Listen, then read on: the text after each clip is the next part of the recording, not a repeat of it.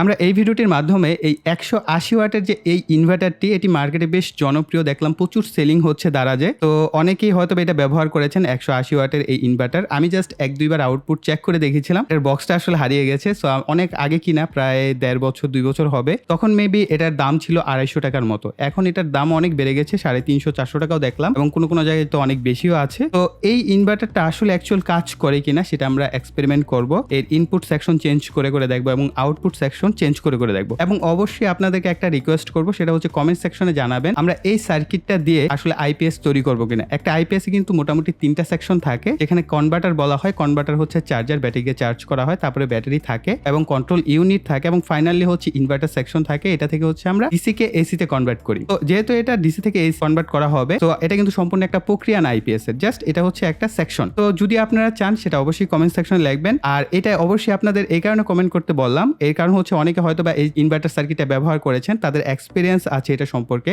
আমি যেহেতু এটা জাস্ট একবার ব্যবহার করেছি এবং এটা নিয়ে হচ্ছে দ্বিতীয়বারের মতো ব্যবহার করে দেখবো, এবং আমি নিজেও জানি না এটার আউটপুট কতটা ভালো পারফর্ম করবে। এটা ভালোও করতে পারে, খারাপও করতে পারে, এই সম্পর্কে একেবারে আইডিয়া নেই। এটা সম্পর্কে আমার কোনো আইডিয়া নেই। তো যদি ভালো হয় তাহলে তো ভালোই, আর খারাপ হলে তো এটা দিয়ে আর আইপিএস তৈরির ভিডিও করছি না, অন্যভাবে হয়তো বা অন্য কোনো ইনভার্টার সার্কিট ব্যবহার করার চেষ্টা করব। যেহেতু আপনারা অনেকে আছেন ব্যবহার করেছেন, তারা তাদের এক্সপিরিয়েন্সটা সহ শেয়ার করবেন এবং এটা আমাকে জানাবেন যে ভাইয়া হ্যাঁ আপনি এই ইনভার্টার সার্কিটটা দিয়ে একটি আইপিএস তৈরি করে আমাদের সাথে শেয়ার করেন, তাহলেই হবে। আর বরাবরের মতোই ইনশাআল্লাহ আপনারা এই ভিডিওতে 100টি লাইক দিয়ে দিবেন। 100টি লাইক বলতে কি, এটা আমার একটা ডিমান্ড থাকে, এই কারণে আপনাদের কাছে চাই। আমি জানি আপনারা যারা ভিডিও দেখেন প্রত্যেকে লাইক দিলে 100-200 লাইক অনায়াসে হয়ে যাচ্ছে, এবং আপনারা প্রচুর লাইক দিচ্ছেন। থ্যাংক ইউ সো মাচ তাদের এই লাইক কমেন্টের জন্য। আসলে এই যে দেখেন, আজকে ভিডিও করার কোনো প্ল্যান ছিল না, তারপর আপনাদের জন্য চটপট মনে হলো যে একটা এক্সপেরিমেন্ট করে আপনাদের সাথে শেয়ার করি। এতে করে আপনারাও একটা বিষয় কেনার আগে কনফার্ম হতে পারেন যে হ্যাঁ আসলে এটা কতটা কার্যকরী। যদি কার্যকরী হয় তাহলে আপনি এটার পিছনে টাকাটা ফেলতে পারেন, আদারওয়াইজ কিন্তু আপনার টাকাটা সম্পূর্ণই নষ্ট হবে, তাই না? তো আমরা এটা এখন একে একে স্টেপ বাই স্টেপ দেখবো যে আসলে এটা কিভাবে কাজ করে। সো এখানে দেখেন আমি একটা বিষয় দেখাই, আমি আসলে এটার উপর ভালো প্রেশার দেওয়ার চিন্তা ভাবনা করেছি। তো আমরা বিভিন্ন ধরনের আউটপুট সেকশনের জন্য বিভিন্ন ধরনের বাতি নিয়েছি।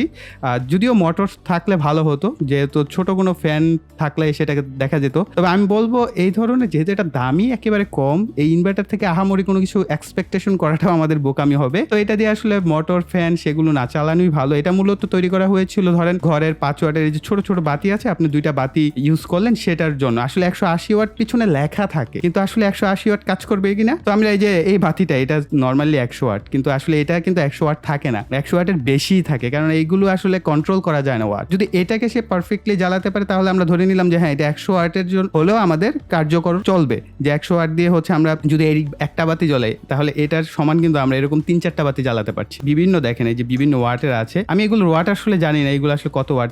মেবি এটা 18 ওয়াটের, এটা হচ্ছে মেবি এই যে 7 ওয়াট লেখা আছে, আর এটা মেবি 5 ওয়াটের হবে, আর এটা 3 ওয়াটের হতে পারে, আর এটা হচ্ছে 60 ওয়াটের একটা বাতি। সো আমরা এইগুলো একে একে জাস্ট একটু একটু করে বাড়িয়ে দেখবো যে হয় কিনা। এবং এটা তো গেল এটার যে আউটপুট সেকশন, এবং এটার কিন্তু দেখেন একটা বিষয় কি, এই ইনভার্টার সার্কিটগুলো কাজের পিছনে একটা বিষয় থাকে, সেটা হচ্ছে আপনার এই ইনপুটটা কিরকম দিচ্ছেন। কিছু কিছু ব্যাটারি আছে আসলে আপনার এই ধরনের ইনভার্টারে যখন আপনি দিবেন খুব দ্রুত ডিসচার্জ হয়ে যাচ্ছে, আপনার আউটপুট সেকশন কাজ করবে না। আবার কিছু ব্যাটারি আছে যেগুলো দিলে আপনার দেখা গেছে যে না আউটপুট মোটামুটি স্টেবল ভাবে পাওয়া যেতে পারে। আবার কিছু জিনিস আছে ধরেন কন্টিনিউয়াস, আপনি অনেক বড় একটা ব্যাটারি লাগালেন যেটার এম্পিয়ার হচ্ছে অনেক বেশি, সেটা হচ্ছে কন্টিনিউয়াস একটা ব্যাটারি থাকে, সেখানে আপনি হচ্ছে অনেক লম্বা সময় ব্যাকআপ পাচ্ছেন। তো সেটার হিসাবটা আলাদা।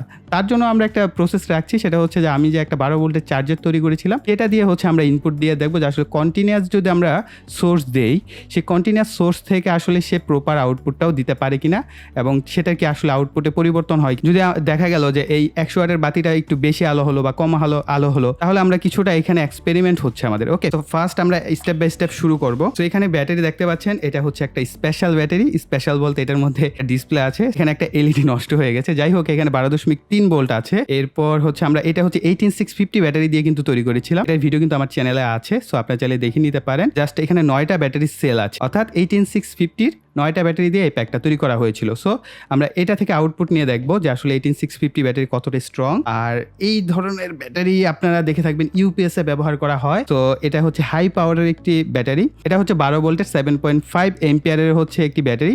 সো আমরা এটা থেকেও আউটপুট নিয়ে দেখবো যে আসলে আমাদের আউটপুট কিরকম কাজ করে। আমি বলেছি কন্টিনিউয়াস সোর্স হচ্ছে আমাদের এসি থেকে আমরা এটাকে সাপ্লাই দিব, যেহেতু এটার ভিতরে হচ্ছে ট্রান্সফরমার ব্যবহার করা হয়েছে। সো এটার ভিডিও কিন্তু আমাদের চ্যানেলে আছে, যারা দেখেন নাই অবশ্যই দেখে নেবেন।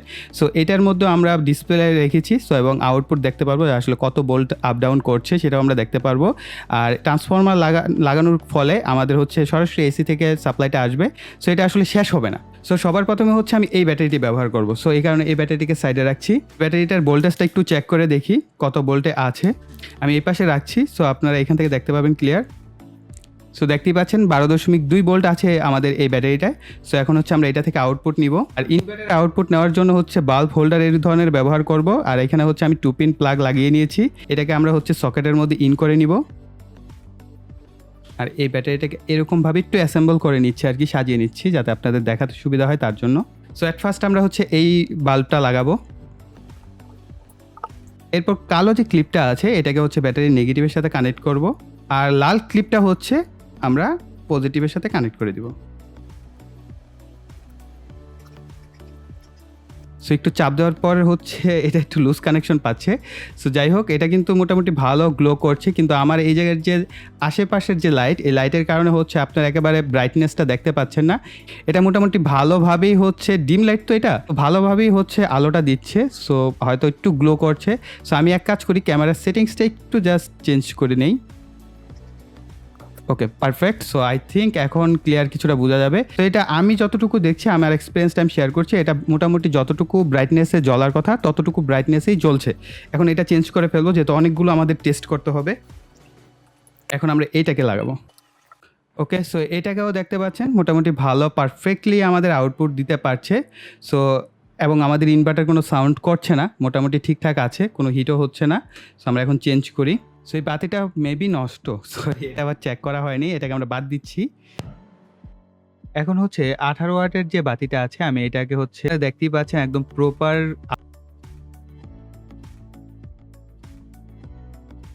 আচ্ছা, লুজ কানেকশন না, আমার ব্যাটারির ভোল্টেজই নেমে গেছে। সো আমরা একটু মিটার দিয়ে চেক করে দেখবো এখন। সো আমাদের ইনভার্টারের যে বাতি সেটা কিন্তু জ্বলছে, কিন্তু আমাদের ব্যাটারির ভোল্টেজ নেমে যাওয়ায় কিন্তু আমাদের বাতিটা বন্ধ হয়ে গেছিলো। সো আমরা জাস্ট একটু চেক করে দেখবো যে আমাদের ব্যাটারির ভোল্টেজ বর্তমানে কত আছে। সো আপনারা দেখতেই পাচ্ছেন 7.50, অর্থাৎ 10 ভোল্টের যখন নিচে নেমে যায় 10.8 ভোল্ট বা 10.5 ভোল্ট। সো তারপরে অফ হয়ে যাওয়ার কথা ছিল, তারপরে এই বাতিটা জ্বলেছে। সো আসলে আমার এই ব্যাটারিটা অনেক পুরাতন, এটা আসলে এটা দিয়ে টেস্ট করাই আমার ঠিক হয় নাই। তারপরেও আমার কাছে যেহেতু ব্যাকআপ কোনো ব্যাটারি ছিল না, এই কারণে আমি এই ব্যাটারিটা ব্যবহার করেছি। এটা 4 বছর পুরাতন, এখনও যে কাজ করে এটাই অনেক। এটা দিয়ে আসলে বিভিন্ন ধরনের ভিডিওর কাজে ঠিকঠাক কাজ করে যায়, কিন্তু ইনভার্টারের জন্য আসলে এটা পারফেক্ট না। 12 ভোল্ট ডিসির জন্য ঠিক আছে, ভালোই ব্যাকআপ দেয়, কিন্তু ইনভার্টারের যেহেতু খুব দ্রুত ডিসচার্জ দরকার হয়, সেক্ষেত্রে এটা চেঞ্জ করছে। সো এখন হচ্ছে আমরা এখান থেকে শুরু করব, অর্থাৎ 18 দিয়ে আমরা পাওয়ার দিব, এর উপরের দিকে যাব, আমরা নিচের গুলা টেস্ট করব না, এটা সময় অনেক লাগবে। এখন হচ্ছে আপনাদের প্রিয় 18650 ব্যাটারি প্যাক ব্যবহার করব। আই থিঙ্ক আপনারা সবাই এটার জন্য অপেক্ষা করছেন। এটাও কিন্তু 12.3 ভোল্ট আছে, আমরা প্রথমেই দেখেছিলাম। তো আমরা জাস্ট কালোটার সাথে কালো প্রুফটাকে কানেক্ট করে নিব, আর লালের সাথে হচ্ছে লাল প্রুফটাকে কানেক্ট করে নিব, অর্থাৎ নেগেটিভের সাথে নেগেটিভ, পজিটিভের সাথে পজিটিভ। সো এখানে একটু লুজ কানেকশন ছিল, ধরার পরেই দেখেন আমাদের বাতিটা জ্বলছে। এর আগে কিন্তু আমাদের 18 যে এলইডি বাতিটা ছিল এত গ্লো করে নাই, দেখেন পারফেক্ট গ্লো হচ্ছে এটাকে বলে। একদম পারফেক্টলি আলোটা কিন্তু জ্বলছে এবং ব্যাটারির ভোল্টেজ কিন্তু কমতে শুরু করেছে আমাদের। অবভিয়াসলি ইনভার্টার সেকশনে আপনার ভোল্টেজের ডিসচার্জ রেটটা বেশি থাকে। সো যে সমস্ত ব্যাটারি হচ্ছে স্লো ডিসচার্জ হয়, সে সমস্ত ব্যাটারি এখানে ভালো পারফর্ম করে। এবং আমার এই 18650 ব্যাটারির প্যাকটা যারা ভিডিওটা দেখেছেন তারা জানেন, আমি কিন্তু খুব ভালো মানের ব্যাটারি এখানে ইউজ করি নাই, আমি হচ্ছে কপি ব্যাটারিগুলো ব্যবহার করেছি। সো একেবারেই লো চার্জ থাকে এগুলো, অর্থাৎ এম্পিয়ার কম থাকে। তারপর দেখেন পারফেক্ট কাজ করছে। সো আবার দেখেন আমাদের ব্যাটারি ভোল্টেজ কিন্তু 12.2 ভোল্টে চলে আসছে। এখন আমরা 60 ওয়াটের বাতিটা দিয়ে দেখব এটা জ্বলে কিনা। সো দেখা যাক এটা পারে কিনা। সো একটু লুজ কানেকশন, এটা খুব ডিস্টার্ব করছে। ওকে, ফাইন। সো 60 ওয়াটের বাতিও কিন্তু পারফেক্টলি জ্বলছে এবং আপনারা ব্যাটারির ভোল্টেজ দেখতে পাচ্ছেন 11.6 ভোল্ট। তো 60 ওয়াট যখনই আমরা কানেকশন করেছি, 60 ওয়াট কিন্তু কম না। সো সাথে সাথে আমাদের ভোল্টেজ 12.2 ভোল্ট থেকে 11.6 ভোল্টে চলে আসছে। সো বুঝতে পারছেন আপ ডাউন যে রেটটা। সো এখানে যদি ভালো ব্যাটারি হতো তাহলে এত বেশি আপ ডাউন হতো না, আই থিঙ্ক আরও এই ডিসচার্জ রেটটা আরও কম থাকতো। সো তারপরে দেখবেন আমরা যখন এই লাইটটা খুলবো তখন কিন্তু আমাদের ভোল্টেজটা আবার 12 ভোল্টে চলে যাবে। সো লোড অবস্থায় হচ্ছে আমাদের ব্যাটারির ভোল্টেজটা 11.56 এরকম এখন নিচে নামা শুরু করেছে। যেহেতু বাতিটা হিট হয়ে গেছে তাই আমি কিছুটা সময় রেস্ট নেওয়ার পর বাতিটা খোলার চেষ্টা করব। অনেকটা গরম হয়ে গেছে, জাস্ট যাক শেষ পর্যন্ত খোলা হয়েছে। এখন হচ্ছে আমরা 100 ওয়াটের যে বাতিটা আছে এই বাতিটা আমরা ব্যবহার করব। এখন আমরা আবার পজিটিভ কানেকশনটা করে দিব। সো দেখেন আবার 12 ভোল্টে চলে আসছে, ঠিক আছে।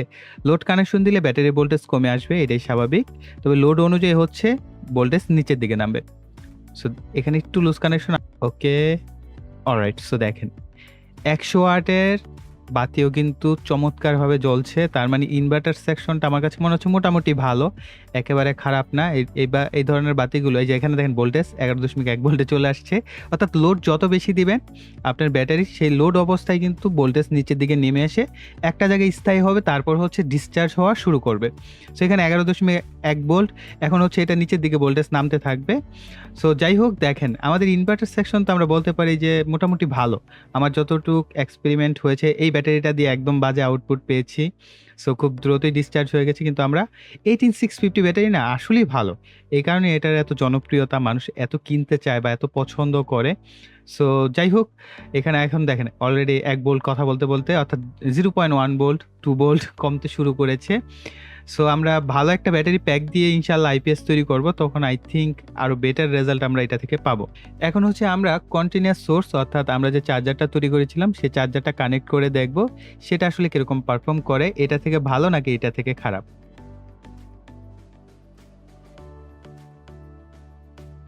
ওকে, সো এখন আমি জ্যাকটাকে ইনপুট করিয়ে নেব। ইনপুট করানোর পরে আমাদের পজিটিভ যে কানেক্টরটা আছে সেটা হচ্ছে আমার পজিটিভের সাথে, অর্থাৎ লাল ক্লিপটাকে লাল ক্লিপের সাথে কানেক্ট করবো এবং কালোর সাথে কালোটাকে কানেক্ট করবো। এবং সাবধানতার সাথে কাজ করবেন, যদি কেউ আমাকে ফলো করে এই ধরনের এক্সপেরিমেন্ট করেন তাহলে অবশ্যই পজিটিভ নেগেটিভ যেন ভুল করে একত্রে না হয়, তাহলে ভালো স্পার্ক হবে এবং অ্যাক্সিডেন্ট হওয়ার সম্ভাবনা থাকে। তাই সেফটি ফার্স্ট, যদি আপনারা কেউ আমাকে ফলো করে করেন অবশ্যই সাবধানতার সাথে করবেন। আমি কিন্তু নর্মালি এই ইনভার্টার সেকশন অর্থাৎ আইপিএস সেকশন নিয়ে কাজ করি না একটা কারণেই, সেটা হচ্ছে হাই ভোল্টেজ নিয়ে আমার কাজ করতে ভয় লাগে, বিশেষ করে এসি সেকশন নিয়ে। এসি কারেন্টের ধারের কাছে আমি থাকি না, দেখবেন ভিডিওতে আমি এসিকে অ্যাভয়েড করার চেষ্টা করি। আমার নিজের বাসায়ও কিন্তু আইপিএস আছে, তারপর আমি কিন্তু আইপিএস সেকশন নিয়ে তেমন একটা ভিডিও করতে আগ্রহী না, ঠিক আছে। তারপরও আপনাদের জন্য ইনশাল্লাহ সামনে করার চেষ্টা করব, তবে রিস্ক ছাড়া যাতে করা যায় সেভাবেই করার চেষ্টা করব। দেখেন বাতিটা কিন্তু ঠিকমতো কাজ করছে না, সো আমি এটাকে খুলে নিচ্ছি। এর একটা কারণ থাকতে পারে, আমাদের এই যে চার্জারটা আমি ব্যবহার করেছি বা কনভার্টারটা বলতে পারেন, এটার কিন্তু আউটপুটে আমি 1N4007 ডায়োড ব্যবহার করেছি, অর্থাৎ এর output maximum 1 ampere. So maybe এই এম্পিয়ার কম হওয়ার কারণে আমাদের আউটপুটটা প্রপার ইনভার্টার দিতে পারছে না। সো আমি এই বাতিটা চেঞ্জ করে অন্য একটা বাতি লাগিয়ে দেখবো যে আসলে অন্য বাতিটা জ্বলে কিনা। তো এখন আমি হচ্ছে এই ছোট বাতিটা দিয়ে দেখবো যে আসলে কি হয়। সো এটা যদি জ্বলে তাহলে আমরা আবার একটু ওয়াট বাড়ানোর চেষ্টা করবো। সো দেখেন এটা কিন্তু জ্বলছে। সো এটা থেকে একটা জিনিস কিন্তু ক্লিয়ার বোঝা গেল যে আমরা 12 ভোল্টের যদি অ্যাডাপ্টার ব্যবহার করি, 1 এম্পিয়ার বা 2 এম্পিয়ার অ্যাডাপ্টার, সেগুলো দিয়ে কিন্তু আমাদের এই ধরনের যে ইনভার্টার সেগুলো কিন্তু ভালো কাজ নাও করতে পারে। সো এখন একটু আমরা ফোর্স বাড়ায় দেখি যে আসলে এই 18 ওয়াটের যে লাইটটা আছে এটাকে আমরা কানেক্ট করে দেখবো যে আসলে এটা প্রপার আউটপুটে জ্বলে কিনা।